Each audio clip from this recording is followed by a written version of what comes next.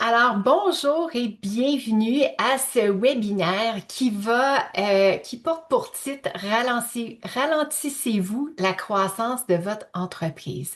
Alors, bonjour, je me présente. Mon nom, c'est Elke Steinwender. Je suis présidente et fondatrice de Maïeutique. Bientôt 15 ans en affaires ce juillet.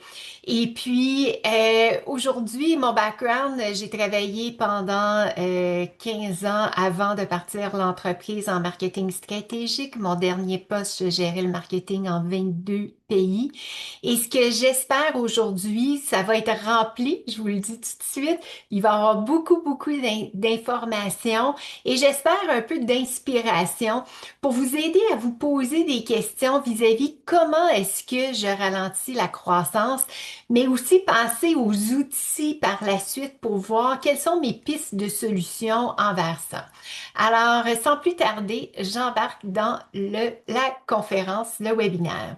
Donc, chez Maïeutique, notre mission, c'est vraiment de vous aider de passer des idées à l'impact tout en alignant votre BX, qui est votre brand experience, votre expérience de marque, votre CX, qui est votre expérience client, et votre EX, qui est l'expérience employée, à travers l'entremise de la co-création, qui est une des pistes de solution, pas les cinq non, mais vraiment le mode d'emploi pour accélérer votre croissance. Donc, au fil de ces 14 ans et demi, là, on a accompagné plus de 370 organisations. On a plus de 7300 heures d'ateliers, 1300 employés de formés.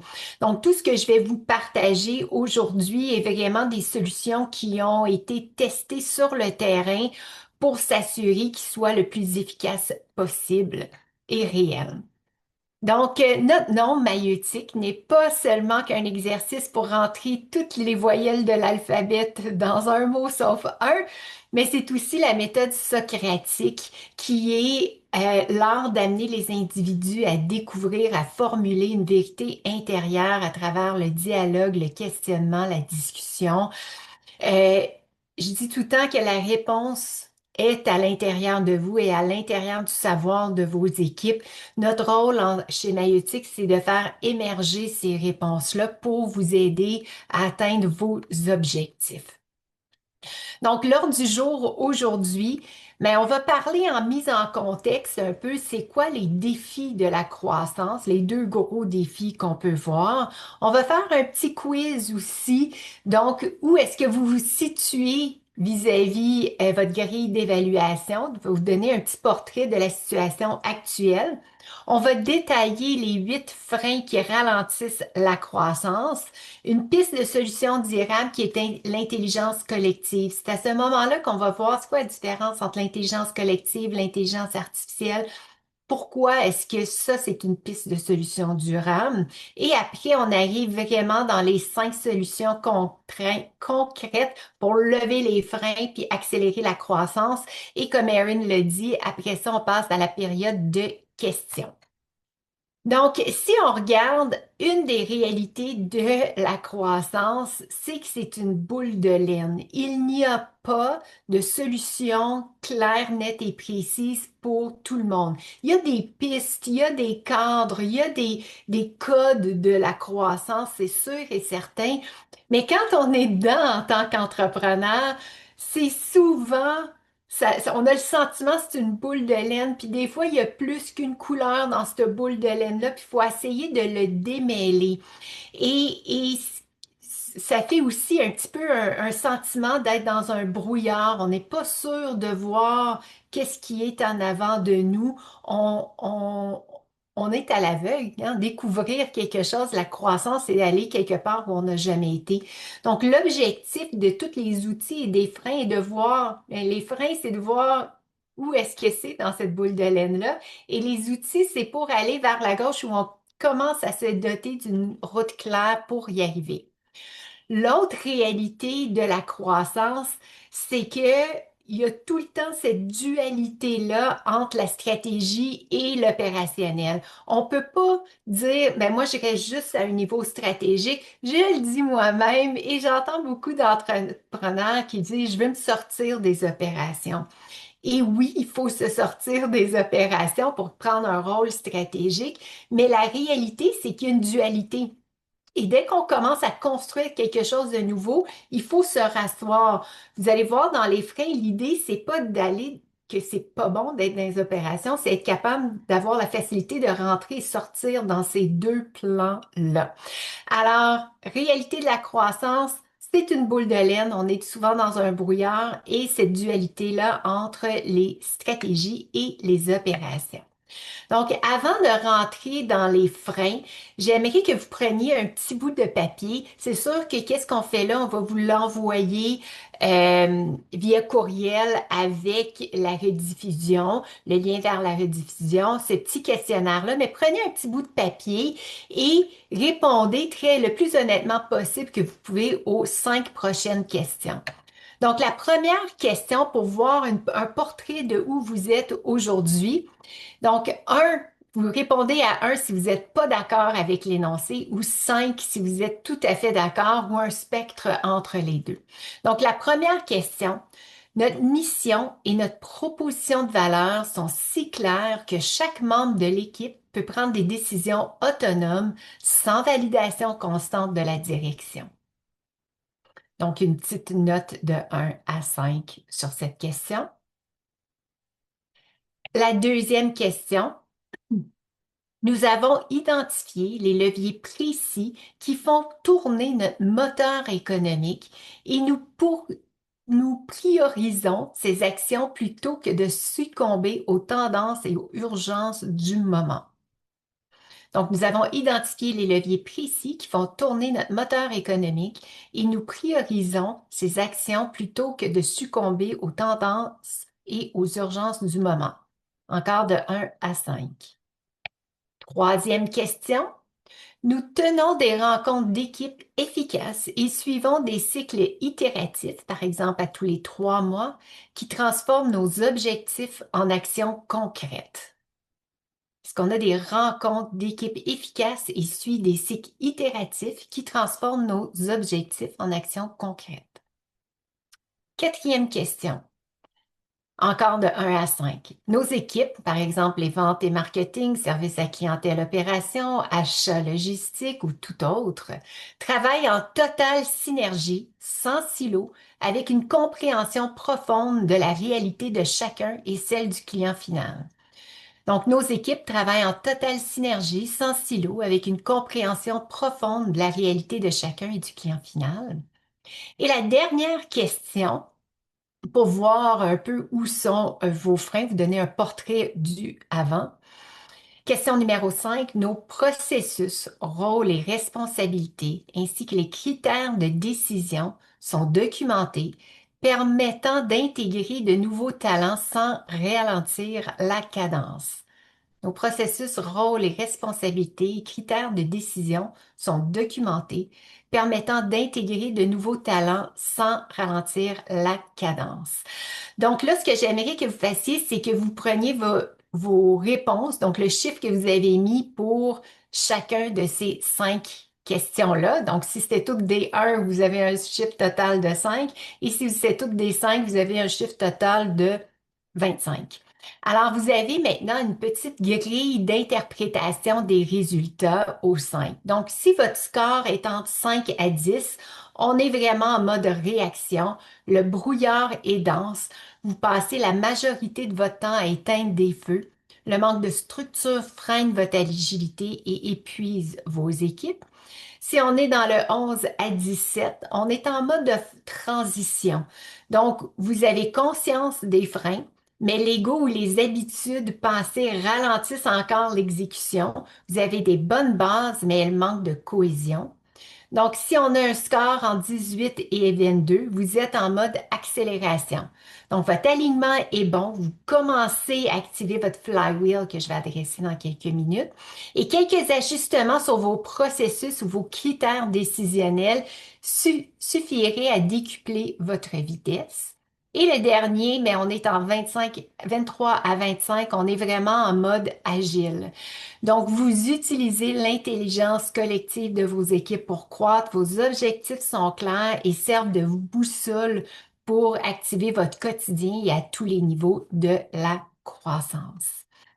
Donc maintenant, on va vraiment commencer à détailler les 8 freins. Donc, c'est quoi qui ralentit la croissance?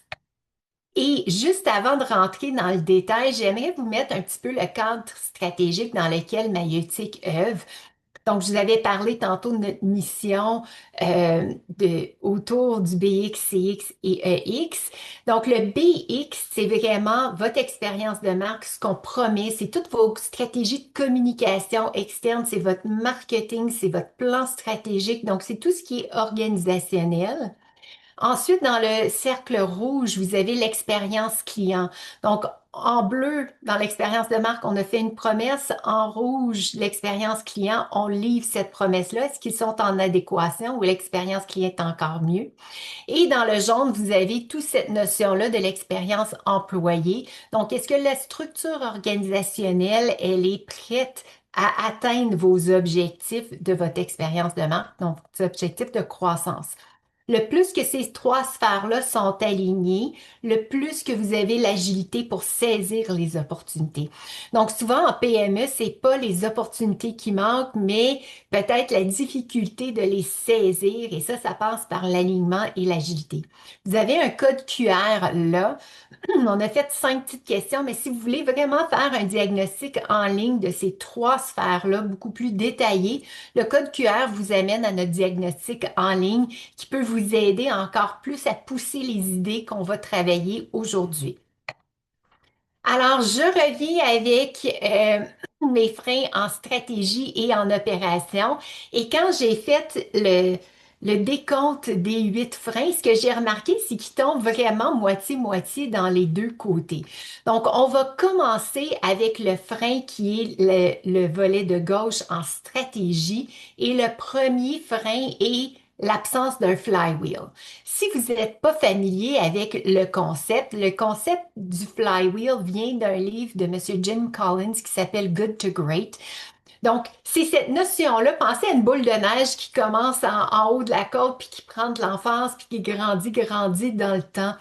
Donc, c'est quoi les 4, 5 éléments qui sont les accélérateurs de votre croissance? C'est quoi quand tout ça fonctionne ensemble? Il y a une synergie qui se bâtit au sein de l'équipe.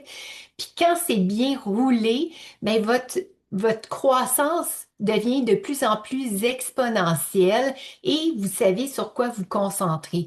Donc, en guise d'exemple, pour prendre ce concept-là qui est peut-être un peu flou pour le concrétiser, je vous donne l'exemple du flywheel d'Amazon parce que tout le monde, en tout cas, je crois, connaît cette entreprise. Et à la base, pour accélérer leur croissance, ils ont la sélection de produits.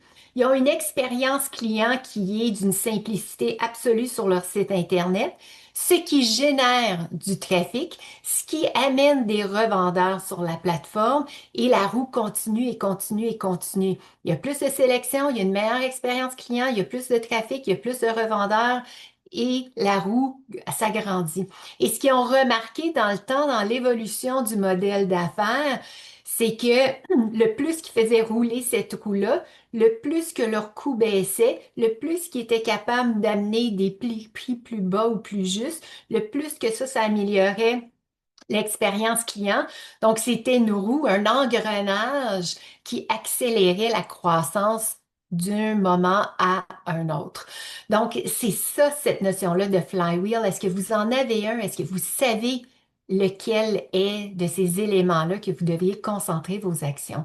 Et souvent, quand il y a une croissance qui freine, on ne sait pas c'est quoi ces éléments-là de notre moteur économique. Le deuxième frein, encore dans le volet de stratégie et la gestion des feux. Et souvent, on est dans un modèle où on va éteindre des feux. On ne prend pas le temps de s'asseoir, de prendre un moment de réflexion avec ses équipes où on met le court terme au détriment du moyen terme. Donc, on agit en pompier, qui est l'image qui est là. Et pourquoi j'ai mis le signe de dollar qui est effacé, c'est que on va peut-être régler la gestion ou notre cash flow au quotidien, mais on n'est pas en train de faire grandir parce qu'on n'est pas en train d'investir dans des prochaines étapes. Et investir, ça ne veut pas dire nécessairement en argent au sein de l'organisation, mais des nouveaux marchés, des nouvelles idées. Comment est-ce que je peux accélérer ou enlever des barrières à mes clients pour le voir? Et ça demande, dès qu'on veut enlever une barrière d'achat à un client, ça veut dire qu'il va falloir l'écouter, prendre le temps, faire un sondage, de bien communiquer avec ses clients. Donc, frein numéro 2, mettre le court terme au détriment, faire la gestion des feux pour le moyen et long terme. Le troisième frein est le désalignement des équipes ou le travail en silo. Et ça encore, j'aime bien dire, la main gauche ne sait pas ce que la main droite est encore en train de faire. Donc, pour applaudir et faire quelque chose de magnifique, les mains doivent se regarder et non se retourner. Et ça, souvent, il y a un volet de communication, mais plus souvent, ce que je vois, c'est la notion de structure d'organisation. Le flux de travail, le parcours client est pas très bien défini. Une fois, c'est arrivé dans un atelier où, quand on cartographiait le parcours client, il y a deux départements où pour continuer le parcours client, fallait que ça change de département et ça tiraillait beaucoup. Et quand on a fait ils ont vu l'ensemble du parcours client, ils se sont dit, c'est la première fois que je vois pourquoi que tu me demandes toutes ces questions-là. Puis moi, je pensais que c'était juste pour ralentir, puis que tu étais hein, à cheval sur tes principes, mais je comprends pourquoi tu as besoin de ça. Tu peux pas faire ton travail. Puis ils se sont donné des câlins. Donc, les deux dirigeants. Donc, souvent, il y a de la communication, mais je crois que la plupart du temps, le frein est structurel, on n'aide pas le client à accélérer dans sa croissance. Il y a aussi toute cette idée-là de faire une cartographie. Ça, c'est juste un exemple d'un flux de travail. Le plus qu'on comprend notre flux de travail, le plus qu'on peut automatiser, le mieux qu'on peut former, le mieux qu'on peut voir sont où mes goulots d'étranglement et les enlever dedans. Et quand on est en mode de parcours client versus en mode de département, tout le monde regarde dans la même direction qui est l'expérience client et pas son département, ses choses à faire. Donc, pour briser les silos internes et accélérer le flux de travail, il faut vraiment prendre cette notion-là de où est-ce que ça fit ça dans le parcours client global. Le frein numéro 4, où on est vraiment en paralysie décisionnelle. J'ai vu ça beaucoup dans les idées, surtout si on a un comité de direction, surtout s'il y a plusieurs, ou même avec soi-même si on est l'entrepreneur. Et le goulot d'étranglement causé par comment est-ce que je prends une décision?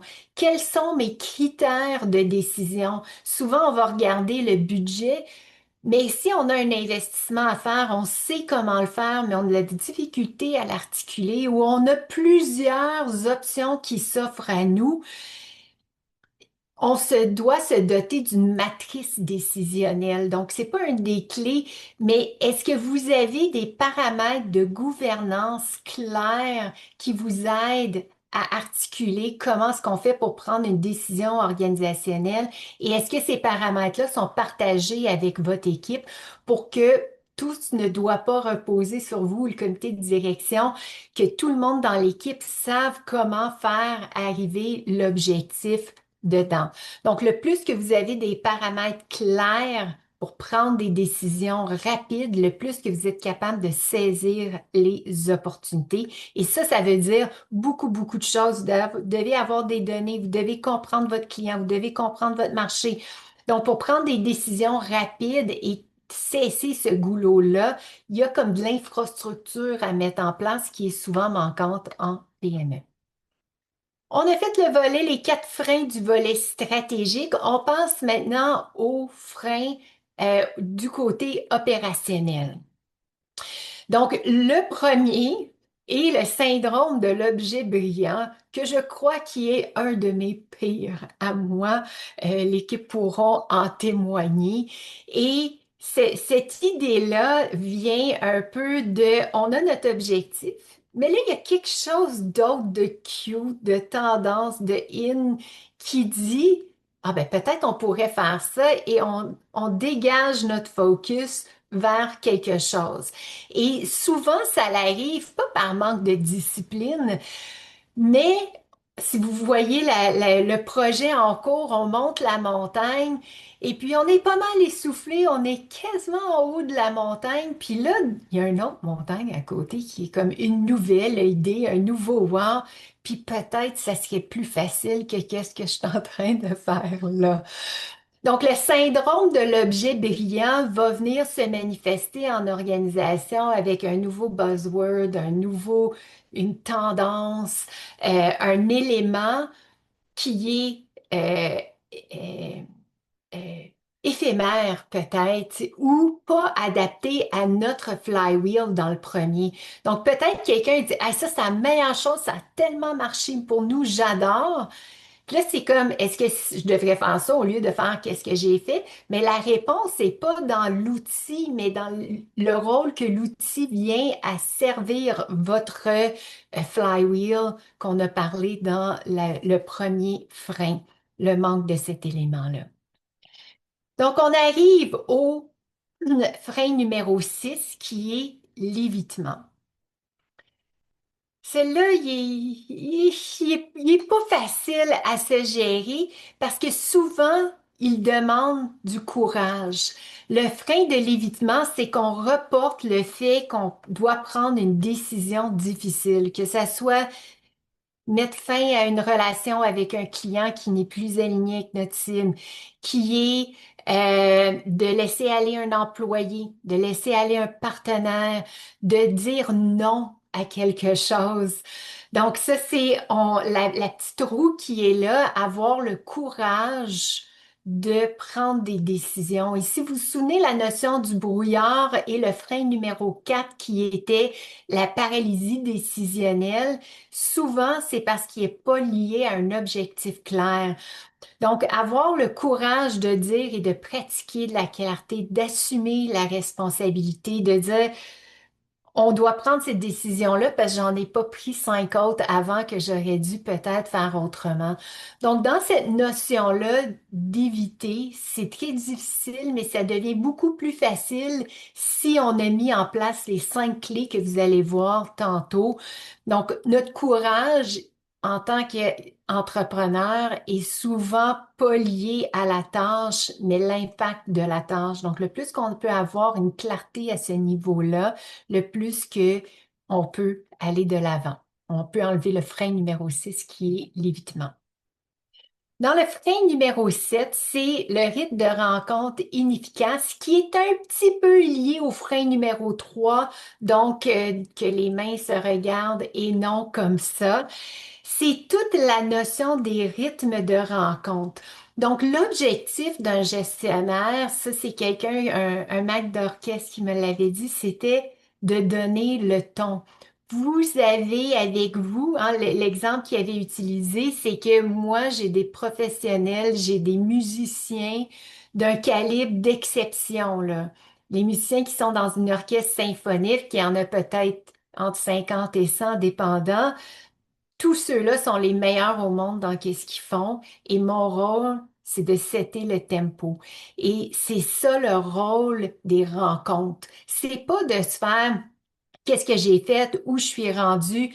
C'est super important que vos rencontres, un, qui en aille, systématiquement, régulièrement, qu'on tombe pas dans le frein d'éteindre les feux, de mettre le court terme au détriment du long terme. C'est un moment pour vous en équipe de vous recueillir, de régler des problématiques. Et souvent, ce rythme de rencontre-là, sur le court terme, à votre gauche, vous avez l'accent sur le court terme et à droite, le long terme. Donc, des rencontres journalières pour des mises à jour rapides et résolutions de problèmes simples.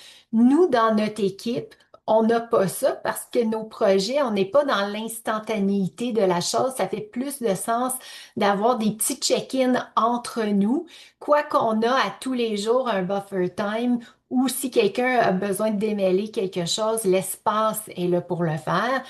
Nous, on est vraiment dans les rencontres hebdomadaires, les suivis du progrès, où on en est rendu, l'entraide, comment est-ce que je fais pour respecter mes deadlines, pour arriver à temps sur les projets qu'on s'est entendus, comment est-ce qu'on peut s'entraider.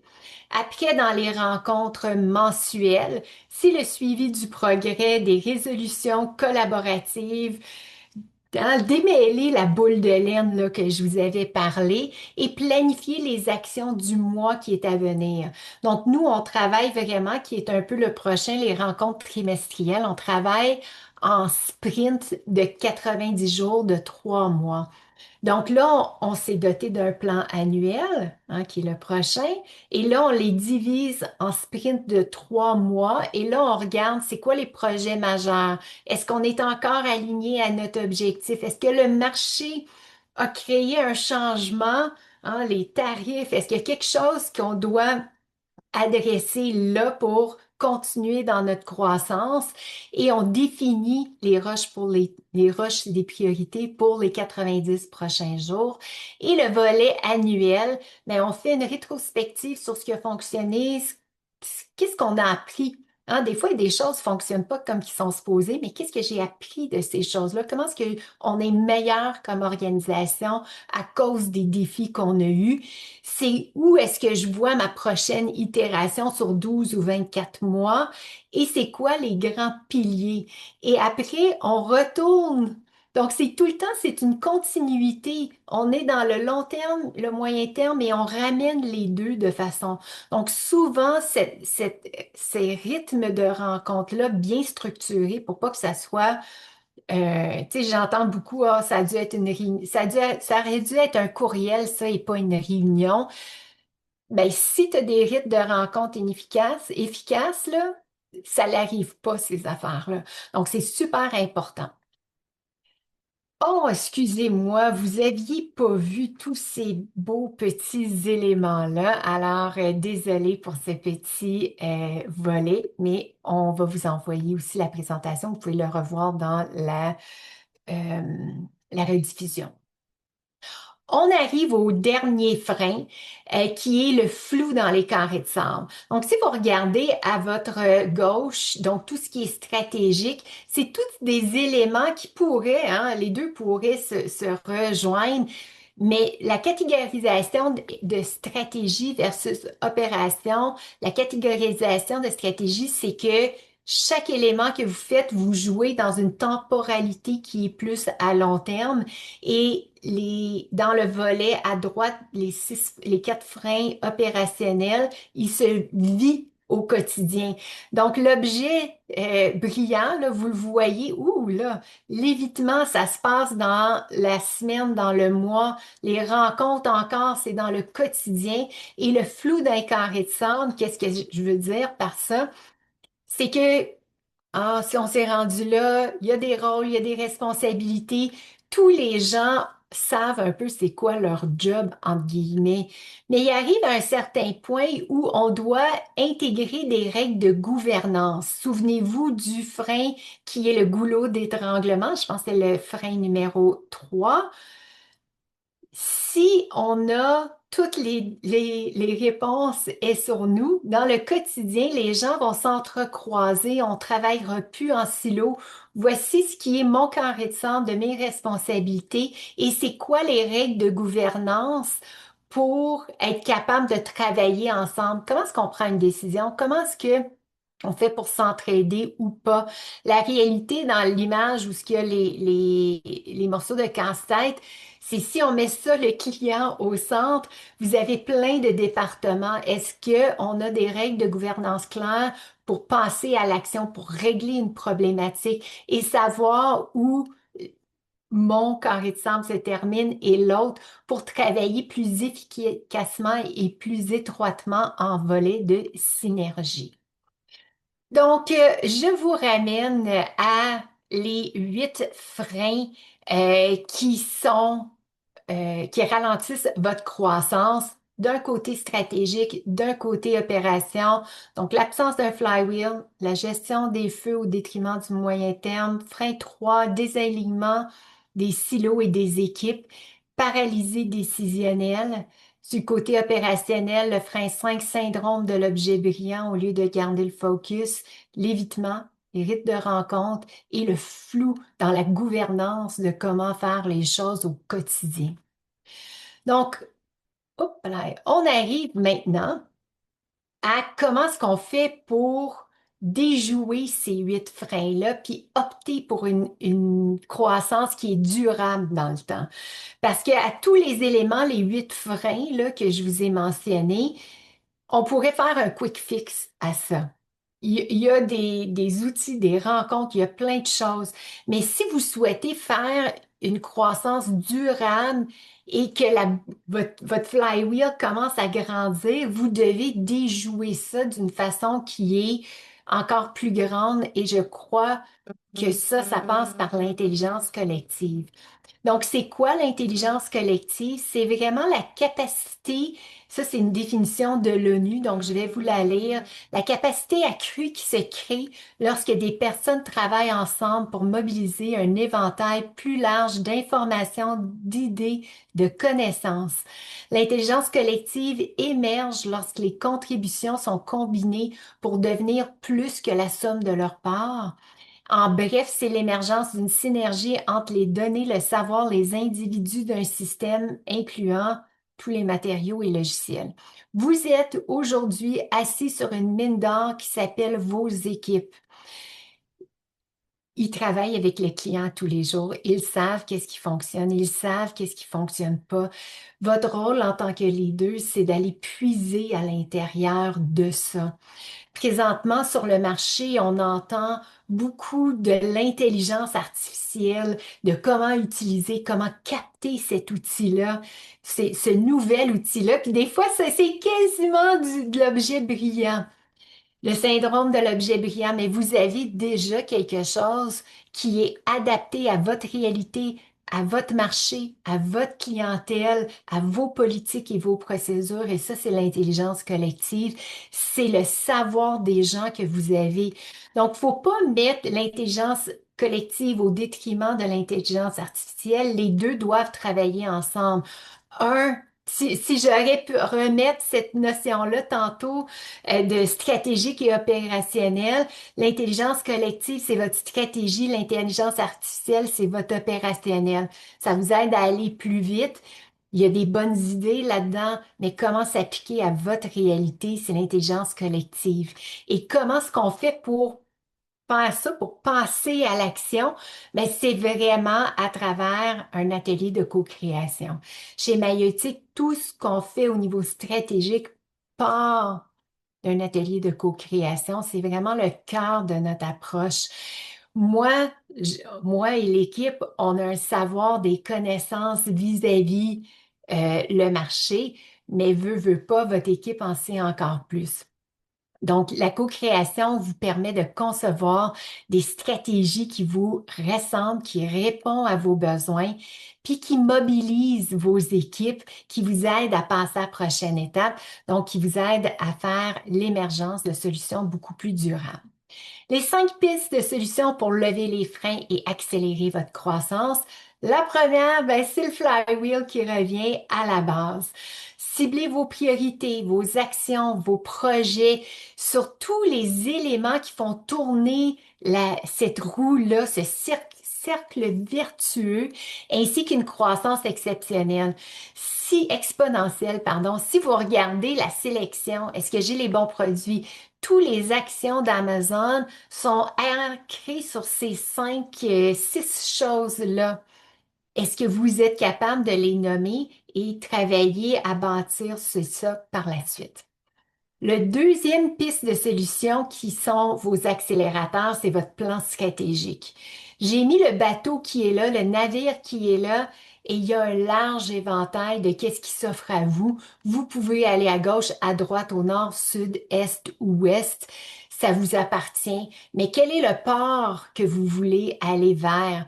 Puis la boussole, c'est un peu vos KPI. Donc, un plan stratégique, ça n'a pas besoin d'être quelque chose de compliqué, mais où suis-je aujourd'hui? Vos forces, faiblesses, opportunités, menaces. C'est quoi ma mission, ma vision? Où est-ce que je veux aller? Et le plan, c'est quoi les actions pour y arriver? Point actuel, point d'arrivée. Et votre boussole, vos KPI sont un peu les éléments pour vous dire est-ce que je suis encore sur la bonne voie pour y arriver. Troisième piste de solution pour vous accélérer, c'est des cycles itératifs de 90 jours. C'est là que le momentum se passe. Un plan stratégique, souvent, pourquoi que ça arrive tablette, c'est qu'est-ce que je fais demain?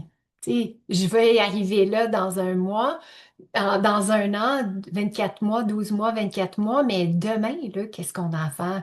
Donc, se doter de cycles itératifs vous aide à dire d'ici 3 mois, je vais atteindre ça, mois 2, mois un. Donc, on est capable de passer à l'équipe. Donc, puis ça vous aide à transformer quelque chose qui est long terme, qui est flou, en quelque chose que je dois faire à court terme pour m'ajuster. Donc, c'est beaucoup plus motivant, surtout si c'est des éléments qui sont pas instantanés. Bâtir une stratégie, ouvrir un nouveau marché, lancer un nouveau produit, c'est pas instantané. Donc, se doter de cycles itératifs, ça crée un momentum au sein de l'équipe. Piste de solution numéro 4 pour vous accélérer votre croissance, c'est la segmentation et le persona. La petite image qui est là, c'est un dicton que si on veut attraper 2 lapins, c'est quoi? Si on chasse pour 2 lapins, mais t'en attraperas pas un. Est-ce qu'on sait qui est la clientèle? Dire mon marché cible et les B2B. Écoute, c'est tellement large, une industrie, un secteur, une géographie. Le plus qu'on est capable de cibler sa clientèle, le plus d'impact qu'on peut avoir. Un exemple que je donne tout le temps, IKEA n'a que 7% des parts de marché du meuble mondial. Mais c'est hyper efficace son affaire, puis c'est des leaders où ce qu'ils sont. Ils ont eu un segment, un volet, un problème et ils vont de l'avant.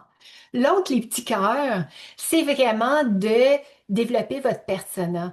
On a un marché cible qui est un exercice intellectuel et développer un persona vous aide à bâtir une relation avec eux, de comprendre leurs défis, leurs objectifs, leurs frustrations. Vraiment détailler cet outil-là peut vous aider au quotidien et aussi à former vos équipes à avoir un discours et de cibler toutes les actions de tous les départements. Souvenez-vous d'un des freins de difficulté à aligner vos actions. Et le dernier accélérateur, c'est une cartographie du parcours client. Le plus que vous êtes capable de réduire les frictions, identifier les moments clés et les éléments interdépendants entre vos équipes, vous allez être capable d'accélérer la vente de vos produits. Donc, ça va être plus facile à acheter de vous, mais ça va être aussi plus facile à livrer de vous. Donc, le plus que vous livrez, le plus que les facturations rentrent, le plus qu'on continue de faire ce cercle vertueux du flywheel.